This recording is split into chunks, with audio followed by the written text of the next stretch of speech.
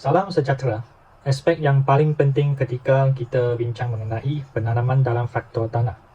Sebenarnya, kita dapat mengusahakan baja organik semasa kita menanam.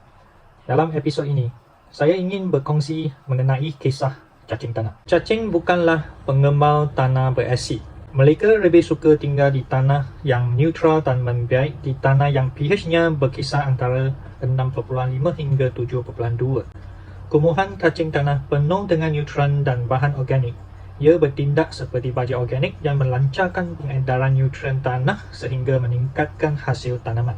Kotoran yang dihasilkan oleh cacing tanah mampu meningkatkan sifat dan kualiti tanah secara drastik. Ia juga melembutkan tanah liat, menggebunkan tanah dan melancarkan peredaran udara. Setelah tanah dilonggarkan, air hujan dan mikroorganisma bermanfaat dapat meresap ke dalam tanah yang memungkinkan akar tanaman menjerap nutrien dengan mudah dan meningkatkan sistem imun tanaman.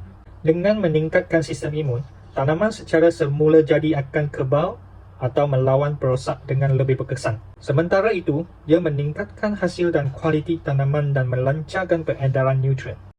Sila gunakan formula ETL nombor 9 untuk menyumbarkan tanah dan membiarkan tanah diperbaiki kembali ke pH neutral mereka. Akhir sekali, saya ingin menekankan bahawa kita dicadangkan mengusahakan cacing tanah semasa melakukan peladangan. Walaupun di rumah, di kebun anda, jika ada luang, kita boleh mengusahakan cacing tanah dan menggunakan bahan cacing tanah menjadi baja organik.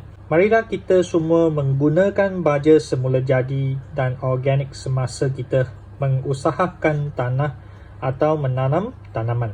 Biarlah baja organik menjaga tanaman dan buah-buahan kita supaya tanaman kita dapat tumbuh dengan sihat dan membesar dalam kualiti tanah yang baik. Sila hubungi saya, EK